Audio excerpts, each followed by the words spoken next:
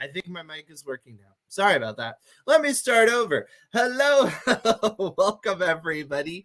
Um, Welcome back. This is our final episode in November, where we're dealing with different authors. And look, yeah, I found my hat. I know. I only had to wrestle a few small children. Thankfully, they were my own, so it's all good. But yes, I finally found my hat, and so it makes me want to ask the question of, how did you do? This was our goal, 50,000 words in the month of November. Were you able to pull it off? Please let me know in the chat. How did we do? Did we accomplish our goal of those 50,000 words? Or, yeah, are we a little bit short? We still got a couple days left. What do we got? We have tomorrow. So a couple days counting today. Yes, because it's 29th. So we still have at least one day left, and tomorrow. And how are you doing? 20K. That's not bad. That's not bad at all. Hitting it tomorrow. Fantastic. Not this year, though. Okay. 22K. Not bad. Not bad. I mean, these are good scores. And this isn't one of those things where I'm just trying to be nice, right? It does take a lot of effort to come to the table, to get your hands on the keyboard, to start cranking stuff out. Anytime you can crank out something, it is to your benefit. Again, this was all about your opportunity to develop writing habits. Reach 50,000 tomorrow. Whoop, whoop. Celebration to all of you. But it does make me wonder, what did we learn about ourselves? If we had that opportunity to develop writing habits, what did we learn about ourselves as authors that we are going to take to the future? So let me know. Reached it yesterday. That's awesome. I mean, often one thing that people realize about themselves is they find whatever it is that tends to keep them from writing, whether it's self-doubt, whether it's some logistical concern, whether or not it's just the motivation. Maybe they got burned out on the story idea, so they kind of get writer's block, and that's something to think about. It's good to know, what it is. Even if you haven't figured out a solution yet, it can be helpful to at least identify the problem if you're trying to be more productive. And that's one great thing about NaNoWriMo, because it just gives you that goal, that incentive to really crank it out. And then you get into the weeds, right? And then you kind of see what you're made of. It's a bit like, I don't know, like The Amazing Race or something, right? Where it's like the couple test, and they put them in all these crazy scenarios, and it's like, okay, are they going to be able to work it out? It's the same kind of thing, right? Are you going to be able to work it out? I keep losing one of my horns. It's like I can't hear. See? There it is. Anyway,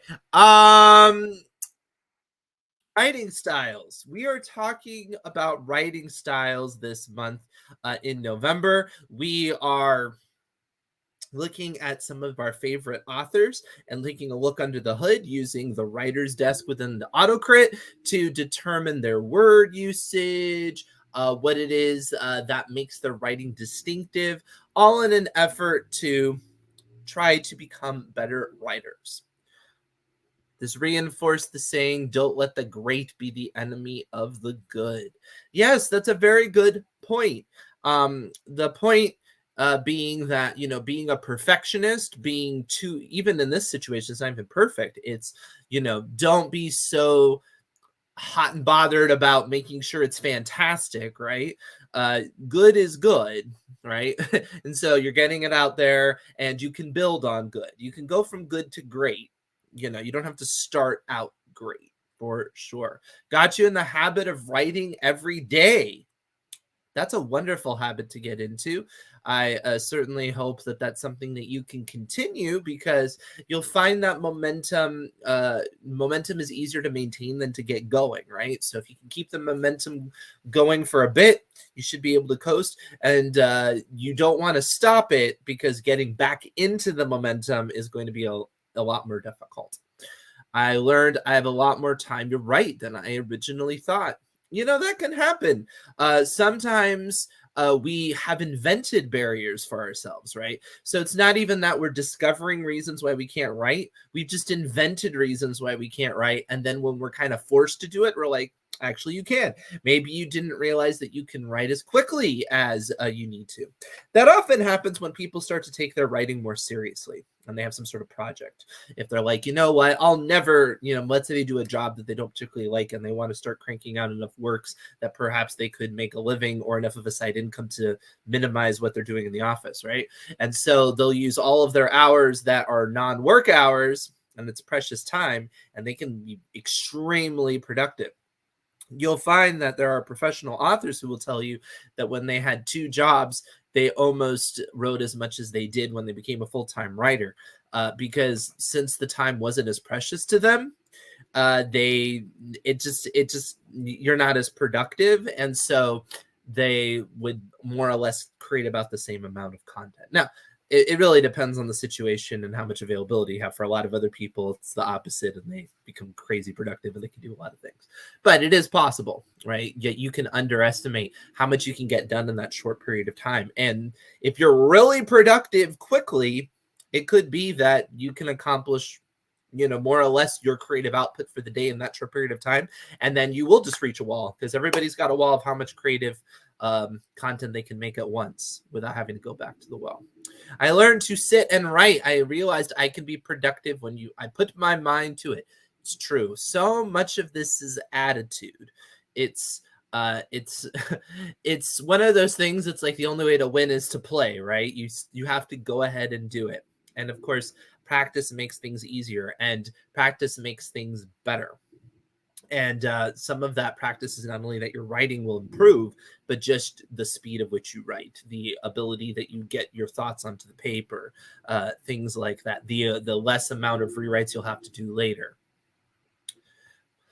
My E key on my laptop is messed up, doesn't register. If I don't hit it on the right angle, they won't come at least Thursday to replace the keyboard. Wow. Well, at least it's a letter you don't use very often, right? I learned that a house full of guests followed by constructive jackhammering and grinding put the brakes on my creative juices. And yes, distractions. It can be as obvious as that. I'm not surprised you would have that sort of reaction with that sort of noise. But sometimes you may not realize what are your distractions, right? Maybe it's just the lighting in your room kind of like pulls your attention away. Maybe it's the fact that you write where there's also a TV, and so you find yourself watching the TV. Maybe it's the fact that you write on a computer that has access to the internet. Maybe you need to shut it off. Maybe you'll unplug your Wi-Fi for a little while, right? Put on a parental control app and turn all that off. If that's what it takes, that's what it takes, right? You don't ever feel bad about what you have to do in order to accomplish what it is that you're setting out to do, because that's your life. That's the way that you think. And, if it's a matter of, well, I can only write when I have this kind of music going, or I can only write well if it's the right temperature or whatever it is, try to figure it out. Because as long as it's something that was at least attainable once, it should be repeatable, right? I mean, if it's like, well, I can only write when I'm on the cruise ship of a luxury cruise liner, it's like, okay, yeah, that maybe not, but I would love to have that problem and then get paid for that problem. It's like, I'm sorry, I'm just not productive unless I'm here.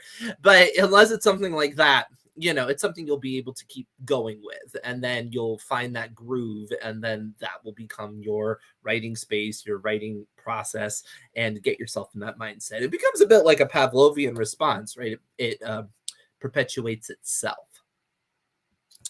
It was that my living room was half painted. Yeah, sometimes it's a matter of, you'll schedule your time for writing and you'll say, well, I'm not going to do, I want to do writing first before I do this. But sometimes that doesn't work because the other stuff will just be so distracting that you have to do it before you can get writing.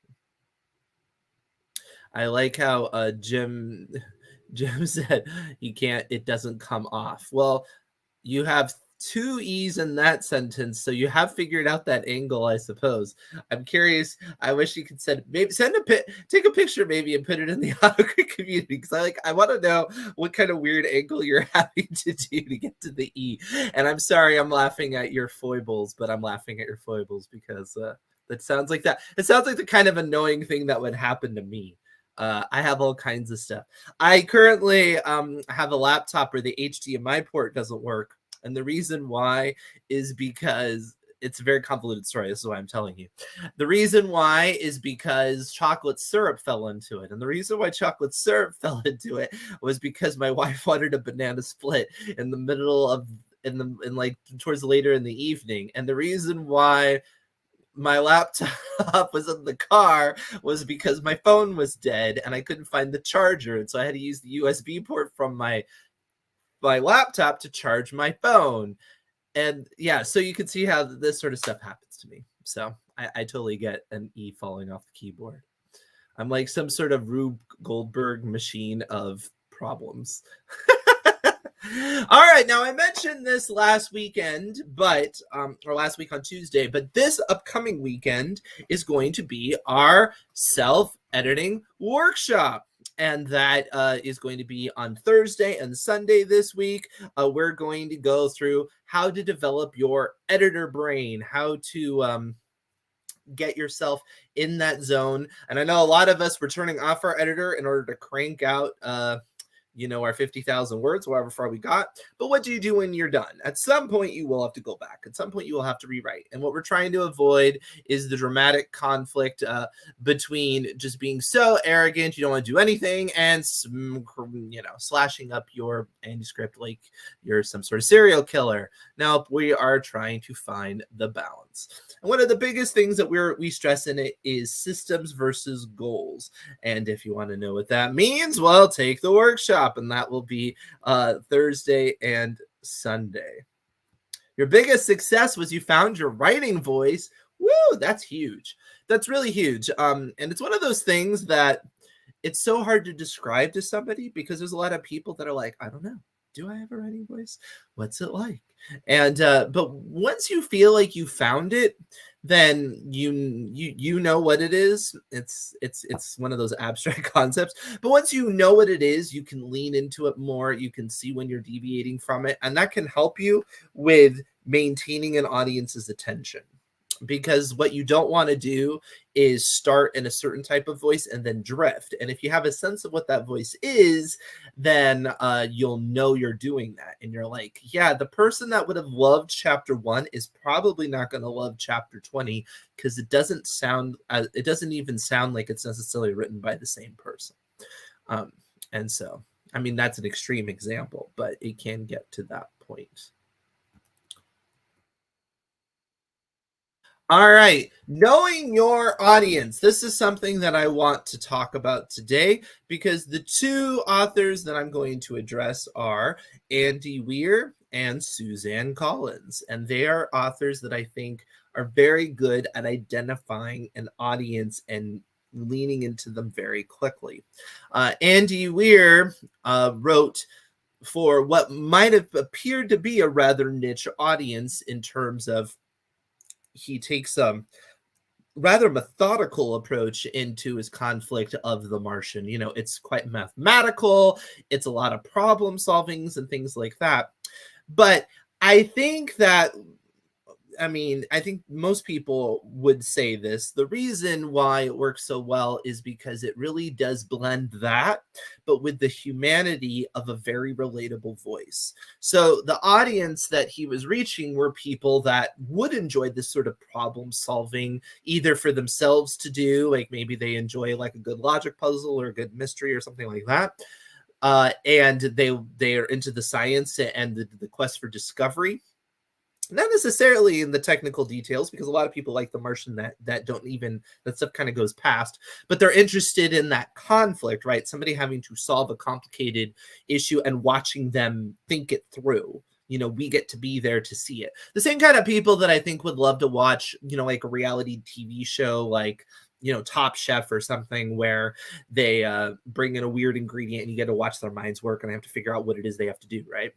And then, of course, the other reason why I think people really would like Andy Weir is his character voice.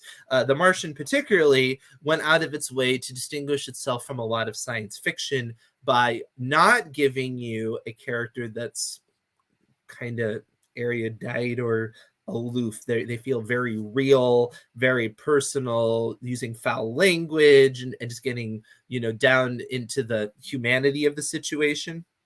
And science fiction does often get abstract because it's often talking about big ideas, but Martian is very grounded.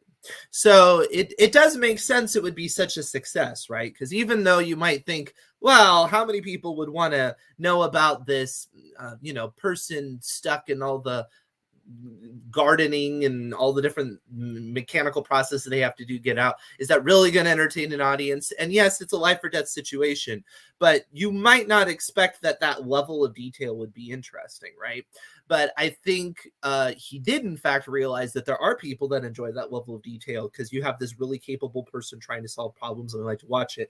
And then, like I said, the humanity of it comes through and the humor of it. The main character of The Martian is quite sarcastic.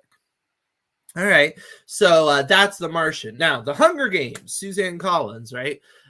Suzanne Collins, you might assume that, well, how many people are going to want to read a story where, children are being forced to do incredibly brutal things, that it's such a dark and depressing and miserable world. And yes, life and death stakes, that's interesting, but you wouldn't necessarily assume that such a brutal book would end up being as popular as it became.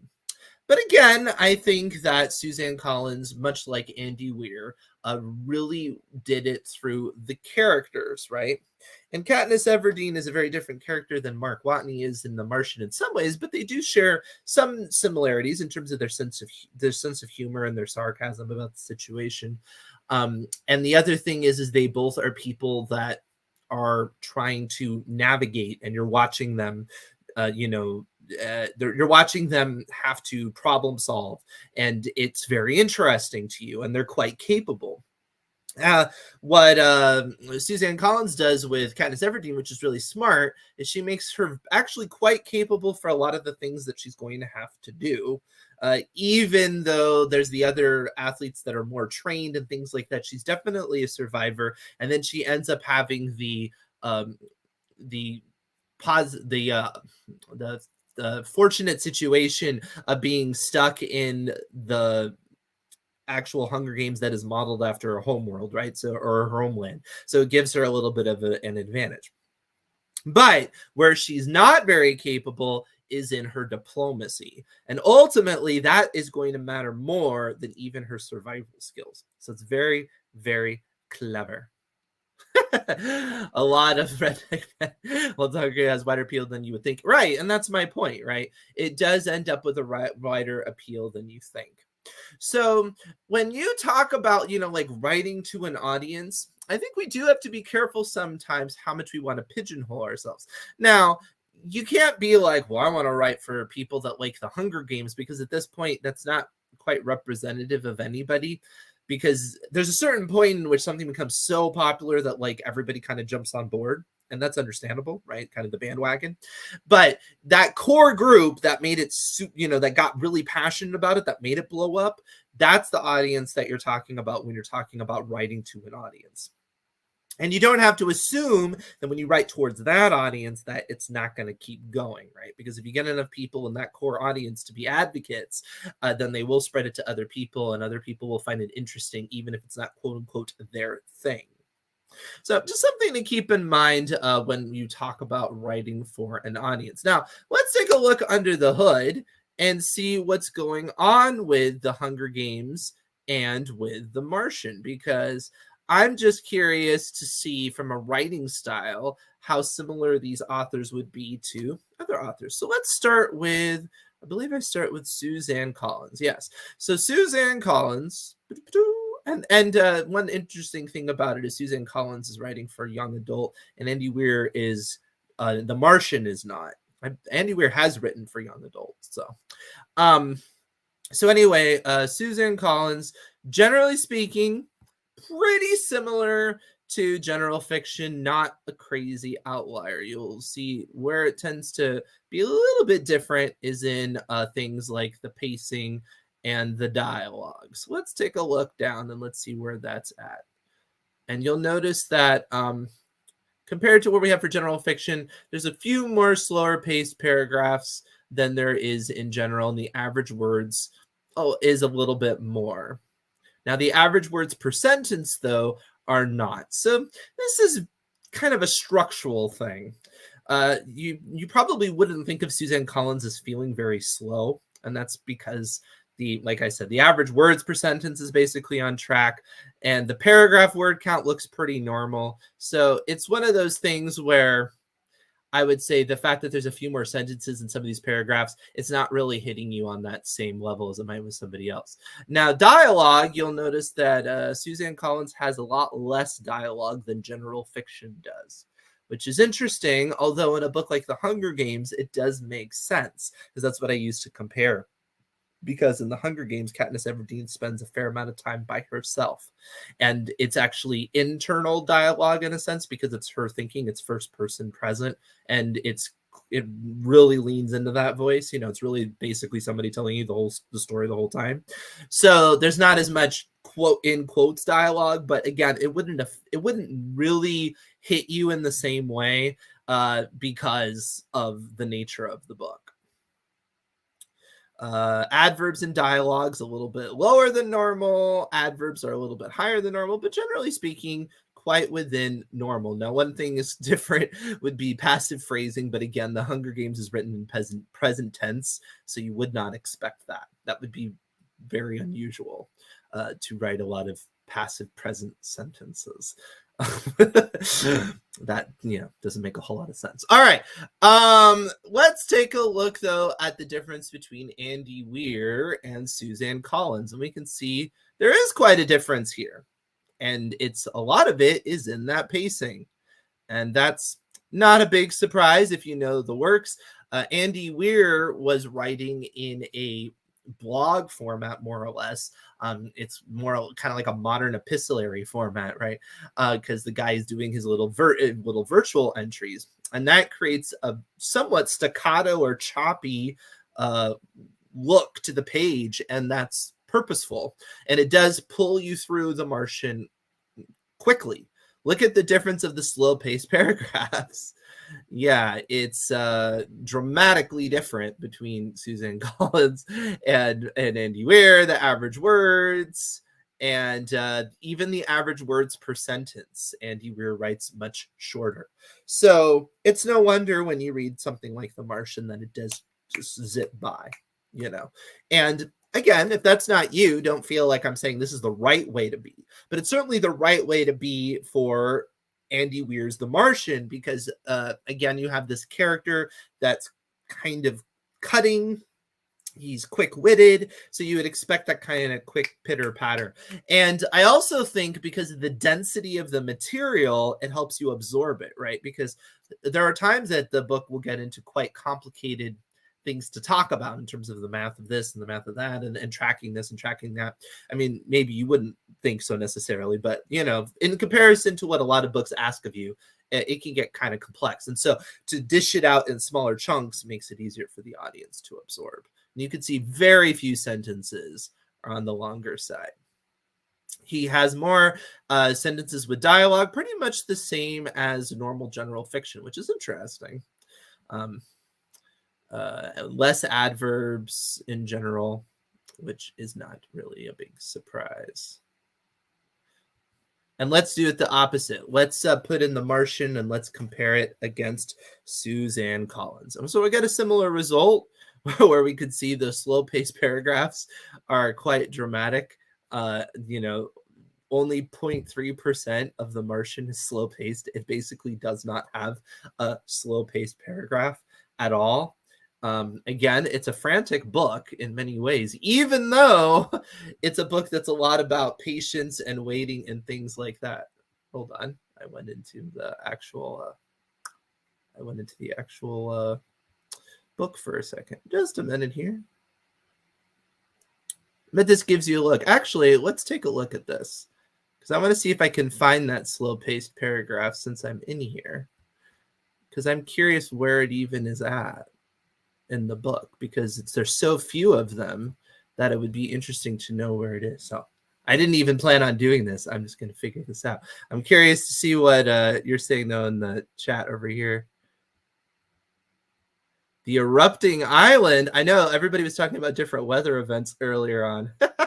But yeah, look at this. These are all of the slow-paced paragraphs in the entire book over my head. Like, that's it. And that's really, really funny. But it does make sense. Like, this one is an explanation, right? Why bring a botanist to Mars? After all, it's famous for not having anything growing there. Well, the ways figure, blah, blah, blah. And this is where he starts to get the idea of, he says, I'm starting to come up with an idea for food. So it makes sense. This would be a moment we would stop and break out and have a little bit of an explanation, an exposition, paragraph and things like that. And it looks like that's pretty much most of these. Yeah, they're mostly planning moments. And yeah, but it is interesting just how few of them there are. And you can just see all that white space when you go through. And again, that just really pulls you through the work. Not something everybody would need to do. But if you are somebody who wants to get that sort of feel, that, pulling people through the page and that quick sort of, it's like basically like a blog. It was written originally as a blog, and then more was developed in The Martian. But, you want to get that sort of feel. Yeah. Look at Andy Weir as a great author to compare yourself against. All right. So we have a lot of events coming up for you over the next few days, and I wanted to take a moment to point them out because it's quite a schedule. It's very packed. So I don't want you to miss out on anything. So tonight at 7:00, we have a fantasy club that we're going to be doing. Now, for those of you who are AutoCrit Pro members, you can actually be part of the fantasy club. There's no additional cost to be part of the fantasy club. If you're an AutoCrit Pro member, you can arrive. And if you're not somebody who even likes fantasy, you can come. It's fine. You don't have to. Be like a card-carrying member of the club. What we'll be doing on Tuesdays in December at 7 p.m. We'll be going through different elements of fantasy. So tonight we're going to be doing designing a magical creature. So I'm going to be talking about different methods of designing magical creatures. And if you're not able to be there live, check out the event calendar afterwards, and you'll be able to watch a replay. Tomorrow we have Ramsey Campbell, the great artist, author, horror award-winning, I don't know what pillar of the genre, and he will be coming tomorrow at noon. And Gareth, our horror expert, is like beyond excited to get to talk to him again because he's such a genius. And yes, that's also available for all AutoCrit Pro members tomorrow at noon. Then, of course, we have the self-editing workshop. This Friday, we're going to do a pitch it event for our members, which is where you can pitch ideas to me, and I act a little bit like I'm going to zoom in so you can see better. I act a little bit like a agent or a publisher might in a conference or things like that. So you can practice that elevator pitch. You can practice how you present your idea, and maybe you just want to know if your idea is even worth developing. Let's say it's kind of like a pitch session, like at a film studio, where it's like, I don't know, should we make this movie? And it's like, yes, go write that script. You can use it as either. You can either use it as the beginning of your process or the end of the process. On YouTube, for those of you who are not AutoCrit Pro members, we're going to continue to do videos on YouTube as well. Next Tuesday is going to be our beginning of editing. We aren't just talking about editing in the workshop. We're going to be talking about editing here, and we'll be talking about what I call DIY editing your book. Can you edit your book yourself? To some extent, yes. And we're going to address how it is that you can do it. We'll be talking about magic systems in the fantasy club, and we'll have Chris soon in the horror club, and then we'll have a fixing broken dialogue workshop. And I'm not going to mention all of these, but as you can see, we have lots of clubs, lots of guests, Richard Oakson and Adam Leader. We have a holiday workshop where we're going to talk about writing your own holidays or how to incorporate holidays in stories. And that's a member-only workshop. So please, please, please, if you're an AutoCrit Pro member, head on over to the calendar. You can go into any of the events, and then you can RSVP, and then that makes it to where you can go to my events, and it will list all of the events that you're interested in, or maybe the events you can attend, and then you can easily look at that. So, but please do not miss out on any of these great events we have coming for you in December. All right. Do you send the pitch ahead of pitch it? You do not have to. You can just arrive with your pitch in mind, and it'll be just a first come, first serve. Did I post the Right Fright honorable mentions in the community? I did. So if you don't remember the Right Fright honorable comment, I can't say it. Right Fright, the Right Fright honorable mentions, which I mentioned in the video. You can find the list in the community. It's in the AutoCrit section. I know it does look like a packed month. I am very excited about all of it. And yeah, so we will continue to see you around AutoCrit. Like I said, subscribe to this channel. December is going to be editing month, so I'll be getting in my editing gear. Maybe I'll come with a big saw to chop everything up. Get my big shears, and we'll learn how to edit effectively together, how to workshop scenes and dialogue and all of those wonderful things. So I will see you around the AutoCrit community. Thank you so much for joining me. Bye, everybody.